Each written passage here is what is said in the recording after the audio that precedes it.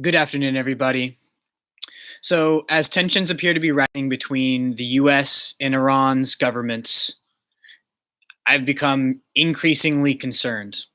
And I'm concerned about the prospect of war and the devastation that that would result in.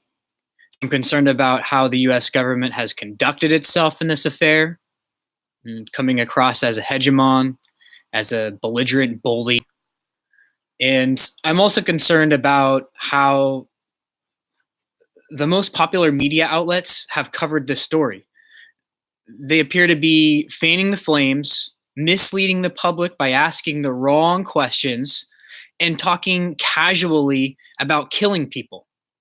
Let's keep in context. Iran has posed no direct threat to the United States. Therefore, there's zero pretext to engage with Iran militarily. And we have the opportunity to support peace and prosperity in the Middle East. And the only way this is going to happen is if the US becomes more introspective and realizes that our status quo of heavy handed, ham handed foreign policy is disruptive. And we need to recognize which of our representatives are pushing for war and which media groups are pushing for war. And we need to get the politicians out of office. This is something that we need to be asking our representatives where they stand on this issue. And as far as media goes, we need to support independent media because obviously the most popular media groups are in it for war. So now to take a step back and look at what is actually happening. And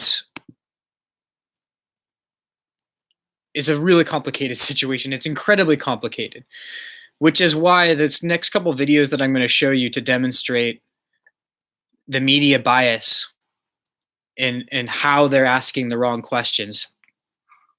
It's really important because it's very easy for a passerby, just an American citizen, to be looking at the media and what they're, these are supposed trusted media sources, and you see them on screens in your daily activities all the time. They're on. CBS is on, ABC, Fox News. It's just on in the background, and you're going to take that in, and you're probably, maybe you don't believe Fox, but you probably believe CNN.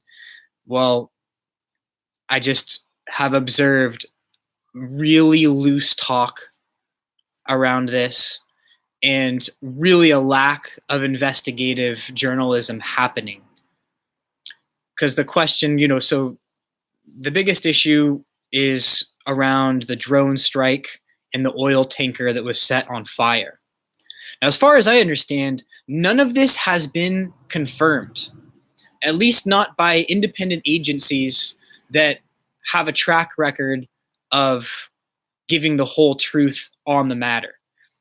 And here in the United States, we're supposed to be all about due process, right? Well, it doesn't look like any due process has been done in this case. So really, we don't know what we're doing. Or we don't know what exactly happened. I don't feel like I understand exactly what happened. But as far as the drone strike goes, the important question is, what are American drones doing so close to the Iranian border? What are we doing so close to the line anyways?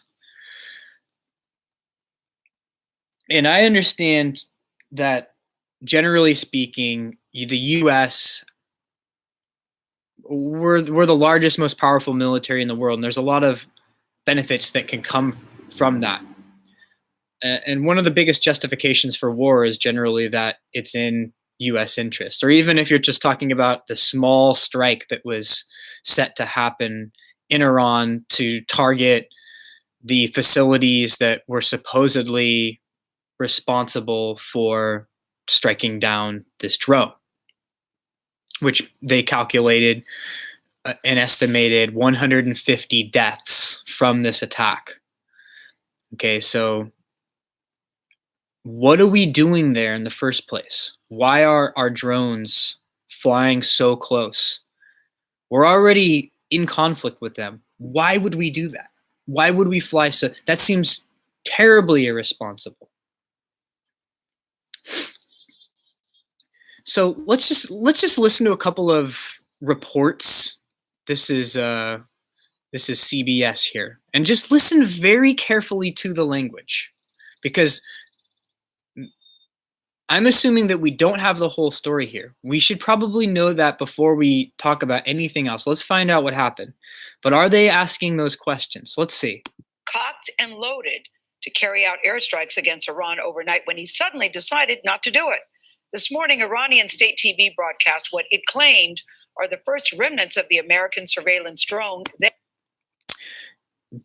Yes, pay very close attention to the language that they use when talking about the Iranian perspective versus the U.S. perspective. Shot down. The U.S. says the aircraft with a wingspan bigger than a 737 was flying over international waters. Iran says it has, quote, indisputable evidence. The U.S. claim didn't have a quote, but the Iranian did. And they want to make sure that we're talking about a really big airplane. That the drone entered Iran's airspace. The president said he called off retaliatory strikes because the estimated death toll of 150 people was too high. David Martin at the Pentagon, what do we know about this planned attack?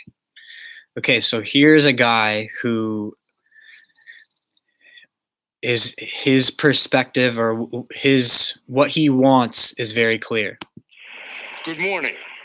The president's tweet describes what would have been a very limited strike against just 3 sites that were involved in the shoot down of the American.